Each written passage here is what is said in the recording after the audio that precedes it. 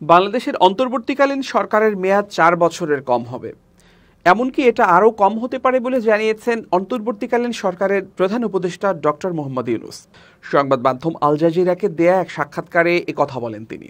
সম্প্রতি আজারবাইজানের রাজধানী বাকুতে জাতিসংঘের জলবায়ু সম্মেলনে অংশ নেন ডক্টর ইউনূস। আর সেখানে সম্মেলনের সাইডলাইনে টক টু আল জাজিরা শোতে ওই সাক্ষাৎকারটি দেন নোবেলজয়ী এই অর্থনীতিবিদ। পরে রোববার রাতে সাক্ষাৎকারটি সম্প্রচার করে কাতার ভিত্তিক এই সংবাদ মাধ্যমটি।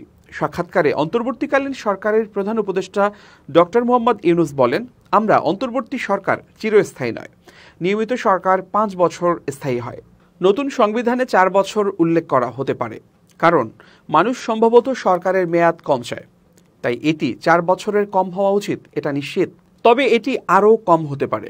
সরকারের মেয়াদ নিয়ে তিনি আরও বলেন, মানুষ কি চায়, রাজনৈতিক দলগুলো কি চায়, সেটাই মূল প্রশ্ন।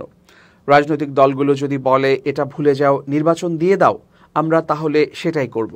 ডক্টর ইউনূসের এই উত্তরের পর উপস্থাপক নিক ক্লার্ক মন্তব্য করেন, যে মেয়াদের ধারণা দেওয়া হয়েছে সেই হিসেবে ডক্টর ইউনূস প্রায় একটি নির্বাচনী মেয়াদের জন্য সরকার প্রধান থাকবেন। জবাবে ডক্টর ইউনূস বলেন, আমি বলিনি যে আমি 4 বছর থাকব, আমি বলছি এটাই আমাদের সর্বোচ্চ মেয়াদ হতে পারে, কিন্তু এটা আমাদের উদ্দেশ্য নয়।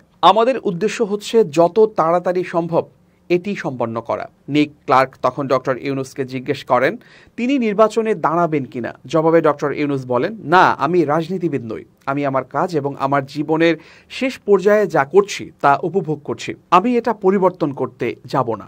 সাক্ষাৎকারে ডক্টর ইউনূস রাষ্ট্রীয় সংস্কার, শেখ হাসিনাকে ফিরিয়ে আনা, সংখ্যালঘুদের অধিকার, জলবায়ু পরিবর্তন সহ অন্যান্য বিষয় নিয়েও কথা বলেন।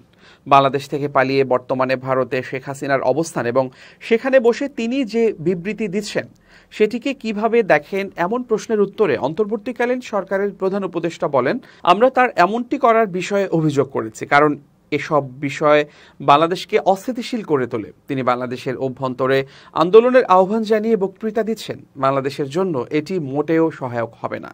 ডক্টর ইউনূস আরও বলেন, আমরা এ বিষয়ে ভারতীয় কর্তৃপক্ষের দৃষ্টি আকর্ষণ করেছি, ভারতকে বলেছি আপনারা তাকে আশ্রয় দিয়েছেন এবং এটি ঠিক আছে, তবে দয়া করে আপনারা এটা নিশ্চিত করুন যে তিনি যেন আমাদের জন্য সমস্যা তৈরি না করেন।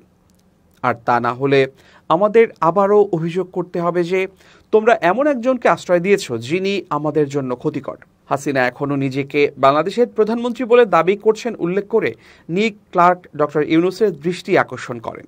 জবাবে ডক্টর ইউনূস বলেন, তিনি নিজেকে অনেক কিছুই বলতে পারেন, কিন্তু বাস্তবতা ভিন্ন। এমনকি ভারতও তাকে সাবেক প্রধানমন্ত্রী বলেই উল্লেখ করছে।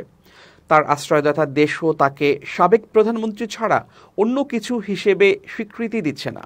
হাসিনার বাংলাদেশে প্রত্যার্পণের জন্য ভারতকে চাপ দেবেন কিনা জানতে চাইলে ডক্টর ইউনূস বলেন, হ্যাঁ, কারণ আইনি প্রক্রিয়া চলছে এবং যদি দোষী সাব্যস্ত হয় তবে অবশ্যই তাকে প্রত্যাবাসনের জন্য বলা হবে।